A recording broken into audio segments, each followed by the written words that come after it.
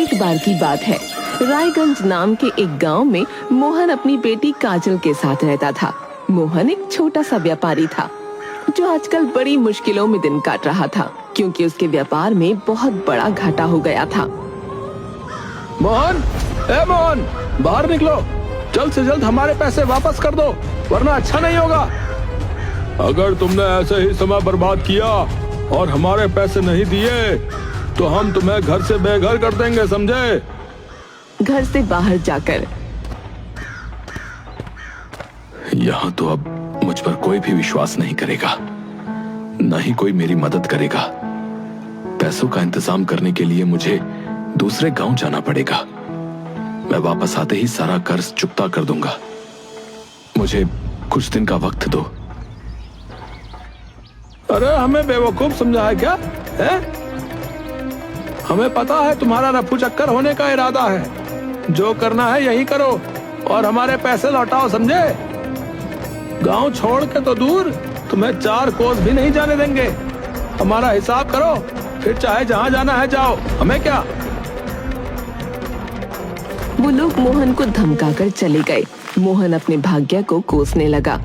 हे भगवान, मैं क्या करूं? एक तो 2 वक्त के खाने के लाले पड़े हैं, ऊपर से ये लोग मुझे जीने नहीं देंगे।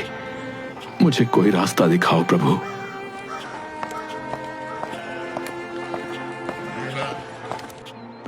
पिताजी, आप रोइए मत, मैं हूं ना। आप क्यों फिक्र करते हैं? मुझे बताइए, मैं आपकी क्या मदद कर सकती हूँ? मुझसे आपकी ये दशा नहीं देखी जाती। मैंने कभी नहीं सोचा था कि ये दिन भी आएगा, लेकिन ऊपर वाले ने ये दिन भी दिखा दिया। मुझे तो ये लोग इस गांव से बाहर जाने नहीं देंगे, तो अब तुझे ही जाना पड़ेगा बेटी। मुझे जाना पड़ेगा? पर कहाँ पिताजी? उत्तर दिशा में एक गांव पड़ता है जिसका नाम वीरपुर है। ये नाम उस गांव के सबसे अमीर व्यक्ति वीर प्रताप के नाम पर है। तुझे उन्हीं के पास जाना है। वो हमारे दूर के रिश्तेदार हैं। तो वो हमें पैसा दे देंगे? नहीं, ऐसे पैसे तो नहीं देंगे। तुझे कमा कर लाना पड़ेगा। तुझे उनके घर काम करना पड़ेगा। लेकिन काम करके पैसा कमाने में तो बहुत समय लग जाएगा। हाँ, मैं जानता हूं ये बात, पर तुझे पैसा सिर्फ काम करके नहीं कमाना है। तुझे उनका दिल जीतना है। वो ऐसे व्यक्ति हैं कि जिसने उनका दिल जीत लिया, वो इनाम में उसे भरपूर पैसा दे देते हैं। तो तेरा असल कार्य ये है कि तुझे काम के बहाने उनका दिल जीतना है, जिससे वो तुझे बहुत सारा धन दे दें, ताकि हमारा व्यापार दोबारा खड़ा हो सके और हम अपना कर्जा चुका सकें। ठीक है पिताजी, मैं आपकी बात पूरी तरह समझ गई। मैं अभी तैयार होकर निकल जाती हूँ। काजल फटाफट जाने की तैयारी करती है और अपने पिता को अलविदा कहकर घर से निकलने लगती है। ठीक है पिताजी, मैं जा रही हूँ। आप अपना ख्याल रखिएगा। मैं जल्दी ही वापस आऊंगी। ठीक है बेटी, लेकिन जाने से पहले मेरी एक और बात सुन लो। जी पिताजी, बताइए। रास्ते में एक जंगल में तुझे एक कुटिया दिखेगी। वहां एक बूढ़ी साध्वी रहती हैं। उनसे अवश्य मिल लेना और वो जो कुछ कहें उसे गौर से सुनना, क्योंकि उनके शब्द तुझे तेरा लक्ष्य पाने में मदद करेंगे। ठीक है पिताजी, मैं उनसे मिल लूंगी। अब मैं जाती हूँ और बहुत जल्द लौट कर आती हूँ। काजल वीरपुर के लिए निकल पड़ती है। रास्ते में घना जंगल आता है।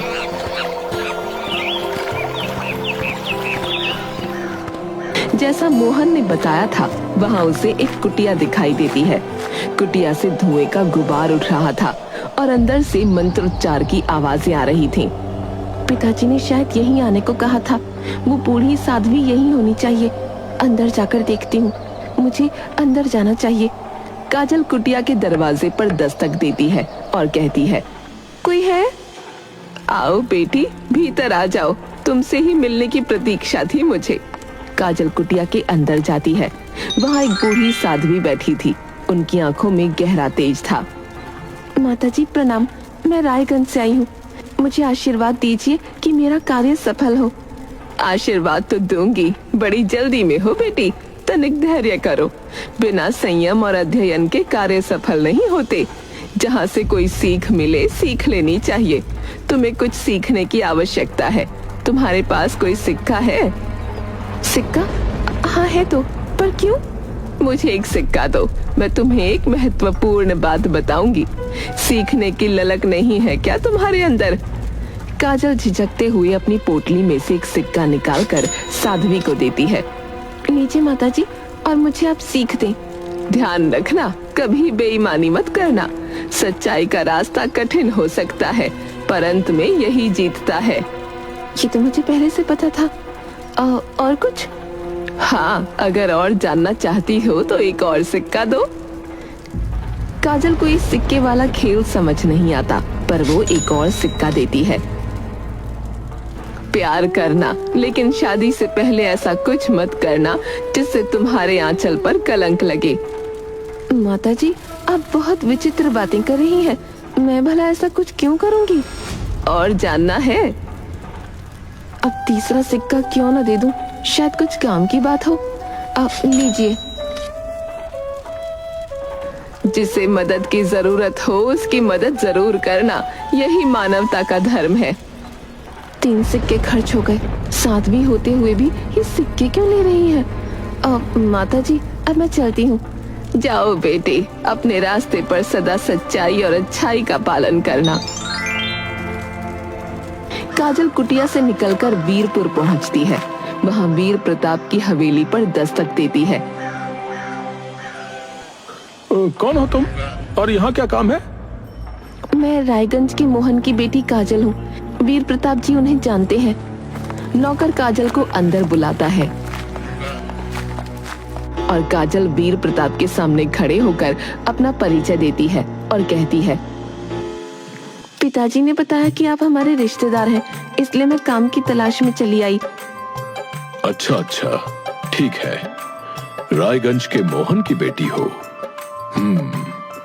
ठीक है, तुम्हें रसोई में काम करना होगा। जाकर तारा से मिल लो।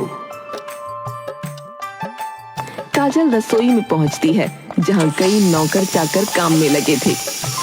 अरे नई लड़की आई है, तुम्हारा नाम क्या है? काजल, और आपका? मैं तारा हूँ और ये परी है। हाँ, और आज का दिन तुम्हारे लिए निरीक्षण का है। बस देखो कि काम कैसे होता है। ज्यादा इधर उधर ध्यान न देना, बस अपने काम से काम रखना, समझी? ठीक है, समझ गई। काजल देखती है कि वो लोग बेईमानी कर रहे हैं। अच्छे अनाज में खराब अनाज मिलाकर रखते हैं और बचा हुआ अनाज खुद के लिए छुपा लेते हैं। ये सब गलत है।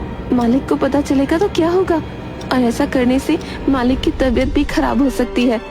ज्यादा समझदार बनने की कोशिश मत करो। हमें 15 साल हो गए हैं, मालिक को आज तक कुछ ना हुआ। थोड़ी बहुत चोरी से किसी का क्या ही बिगड़ता है।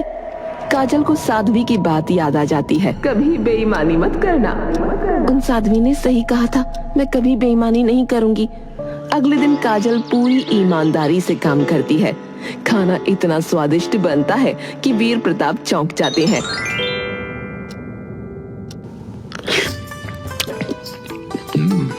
अरे वाह, आज तो खाना बहुत स्वादिष्ट था भाई।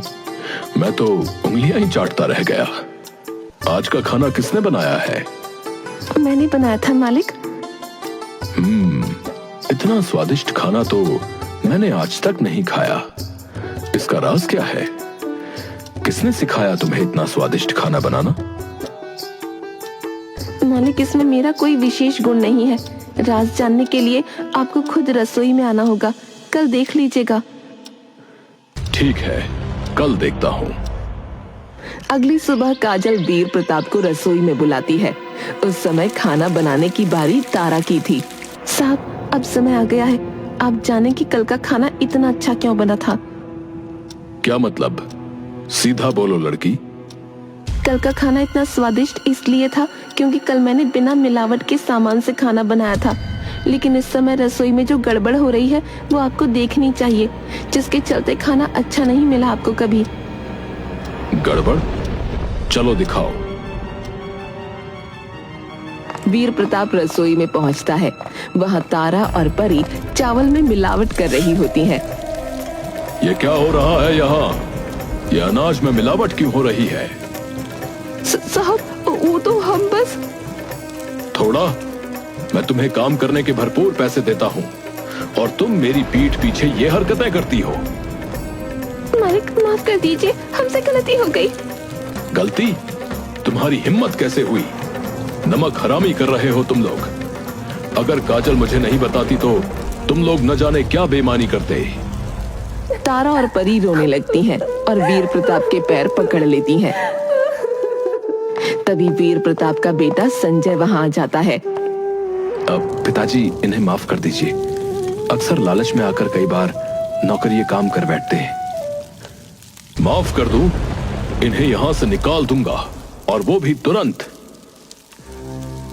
पिताजी, हो सकता है इन्हें दूसरा मौका देने से ये सुधर जाएं। और ये सेवक हैं, हम मालिक। हमें इन्हें माफ कर सुधरने का एक अवसर अवश्य देना चाहिए। ठीक है, माफ कर रहा हूं, लेकिन याद रखना, अब रसोई की जिम्मेदारी पूरी तरह से काजल के हाथ में होगी। ये सुनकर तारा और परी का चेहरा उतर जाता है और वीर प्रताप गुस्से में वहां से चला जाता है। रात में काजल अपने कमरे में थी। अचानक दरवाजे पर उसे खटपट सुनाई देती है। वो दरवाजा खोलती है तो सामने संजय खड़ा था। बुरा मत मानना, पर मैं तुमसे पहली नजर में ही प्यार करने लगा हूँ। क्या मैं अंदर आ सकता हूँ? क्या छोटे मालिक, आप? लेकिन संजय एक बहुत ही खूबसूरत लड़का था। उसके मुंह से ये सुनकर काजल चौंक गई। उसका मन हुआ कि वो संजय को अंदर बुला ले, लेकिन उसे अचानक साध्वी की बात याद आ गई। नहीं छोटे मालिक, आप मेरे मालिक के बेटे हैं, मुझे माफ कर दीजिए। मैं मालिक के साथ विश्वासघात नहीं कर सकती। ये कहकर उसने दरवाजा बंद कर लिया। फिर वो सो गई, लेकिन जरा ही देर के बाद उसकी खुसफुसाहट से आंख खुली। उसने अपनी खिड़की से झांका तो उसे तारा के कमरे से संजय की हल्की सी आवाज सुनाई दी। मैंने काजल को अपने प्यार के जाल में फंसाने की कोशिश की, लेकिन वो बहुत ईमानदार है। वो मेरे झांसे में नहीं आने वाली। तो अब क्या करेंगे? ऐसे तो हमारा काम नहीं चलने वाला। जो तुम्हें परेशान करेगा वो यहाँ नहीं रहेगा। तुम देखना, मैं उसे यहाँ से बाहर करवा दूंगा। हे भगवान, ये क्या? छोटे मालिक और तारा का प्रेम प्रसंग चल रहा है। अब मुझे बहुत सतर्क रहना होगा। ये बात साहब को बताऊं या नहीं? नहीं, बिना सबूत के कुछ कहना सही ना होगा। अगले दिन संजय अपने कमरे में अचानक चिल्लाने लगा। चोरी, चोरी हो गई, कोई आओ जल्दी। अब हवेली में यही होना बाकी था। मेरे कमरे से कीमती सामान गायब है।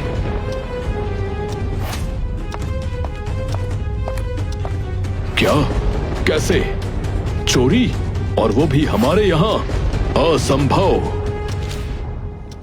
पिताजी, मुझे लगता है मुझे पता है कि चोर कौन है। क्या?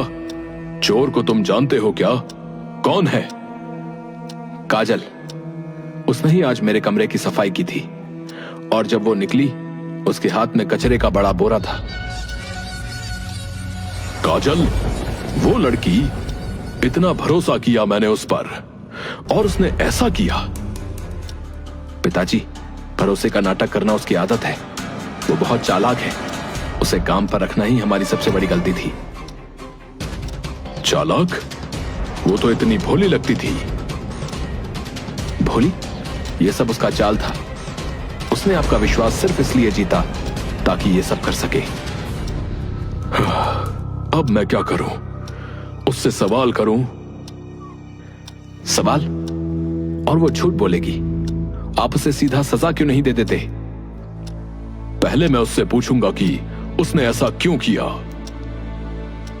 पिताजी, ऐसे लोग सवाल जवाब से नहीं डरते। पिताजी, ऐसे लोग सवाल जवाब से नहीं डरते। उसे खत्म करवा दीजिए। क्या? मार देना? ये तो बहुत बड़ा कदम होगा। अब मैंने आपको एक बात नहीं बताई। दरअसल उसने मुझे एक दिन धमकी भी दी थी कि वो मुझ पर जब चाहे दुष्कर्म का इल्जाम लगाकर ये हवेली हड़प सकती है। हे भगवान, ये लड़की। इसलिए कह रहा हूं कि आप उसे मरवा दीजिए। सीधे मत करिए, गुंडों से कहिए, पैसे दीजिए और काम हो जाएगा। ठीक है, लेकिन ये बात गुप्त रहनी चाहिए। वो लोग एक योजना बनाते हैं और फिर वीर प्रताप काजल को बुलाकर उससे कहता है, काजल, बाजार से कुछ सामान लेकर आओ। जी साहब, अभी लेकर आती हूँ। लेकिन सुनो, ये कैसे कपड़े पहने हुए हो? कुछ अच्छा पहन कर जाओ। अच्छा? लाल रंग के कपड़े पहन लो, वो तुम पर खूब फपते हैं। वीर प्रताप ने उससे लाल कपड़े इसलिए पहनवाए थे ताकि गुंडे उसे आसानी से पहचान लें। काजल लाल कपड़े पहनकर चली जाती है। इधर संजय तारा से मिलने जाता है। सब कुछ तैयार है। क्या किया है तुमने, बताओ ना। बस थोड़ा सा इंतजार और फिर देखना। तभी वीर प्रताप संजय को ढूंढने लगता है। संजय, कहाँ हो तुम? अरे पिताजी मुझे बुला रहे हैं और वो शायद यहीं आसपास खड़े हैं। मैं तुम्हारे कमरे से नहीं निकल सकता। ऐसा करो, तुम जाकर उनकी बात सुन लो। ठीक है। तारा कमरे से बाहर आती है। जी साहब, बताइए क्या काम है? संजय मिल ही नहीं रहा। बाजार से कुछ सामान लाना है, तुम चली जाओ। ठीक है, आप परेशान मत होइए, मैं चली जाती हूँ। तारा बाजार जाती है। इत्तेफाक की बात थी कि उसने भी उस दिन लाल कपड़े पहने थे। उधर काजल रास्ते में एक बूढ़ी औरत को देखकर उसकी मदद करने लगती है, क्योंकि साध्वी ने उससे कहा था कि जिसे मदद की जरूरत हो उसकी मदद जरूर करना। इसलिए बाजार पहुंचने में उसे देर हो जाती है, पर तारा वहां पहुंच जाती है। यही है वो लड़की। काम पूरा करो। गुंडे आपस में लड़ने लगते हैं और लड़ते लड़ते तारा के पेट में तलवार उतार देते हैं। वो ऐसा दिखाते हैं जैसे ये एक दुर्घटना हो। ये करके वो वहाँ से भाग जाते हैं। तभी काजल बाजार पहुँचती है। ये क्या हो गया? तारा, तारा! वो पूरी तरह से घबरा जाती है। आसपास लोग इकट्ठा हो जाते हैं। कोई मेरी मदद करो, ये लड़की, इसे हवेली तक ले जाने में मेरी मदद करो। कुछ लोग तारा की लाश को उठाकर काजल के साथ हवेली पहुंचते हैं। काजल फूट फूट कर रो रही थी।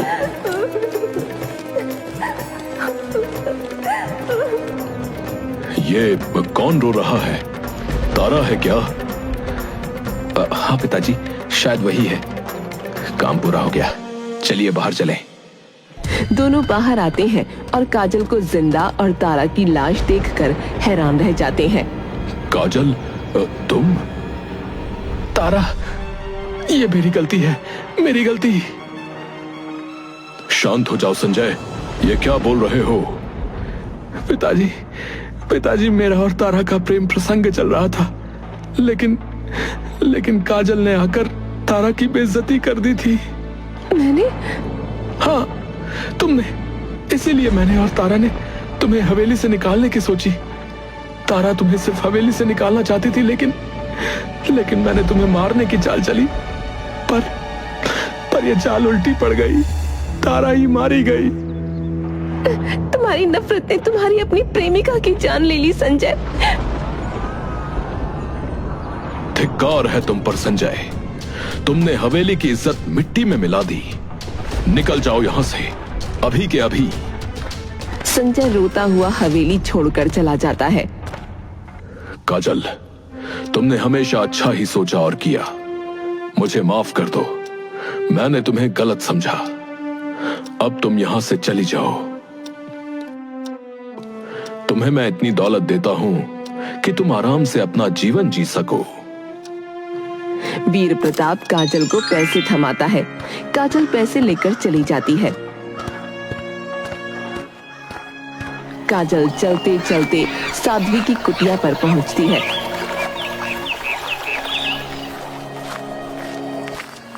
साध्वी माँ, मैं सफल हो गई, लेकिन एक बात समझ नहीं आई, आपने ज्ञान देने के सिक्के क्यों लिए?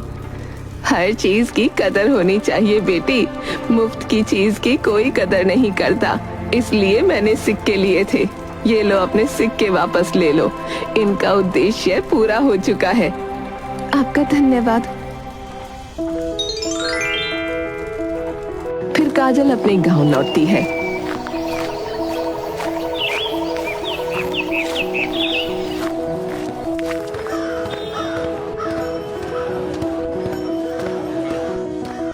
बेटी, तुमने असंभव को संभव कर दिखाया। अब मैं अपना सारा कर्जा चुका सकता हूँ। ये मेरा धर्म था पिताजी, और यूं उनका सारा कर्जा उतर गया और उन्होंने अपना व्यापार फिर से खड़ा कर लिया।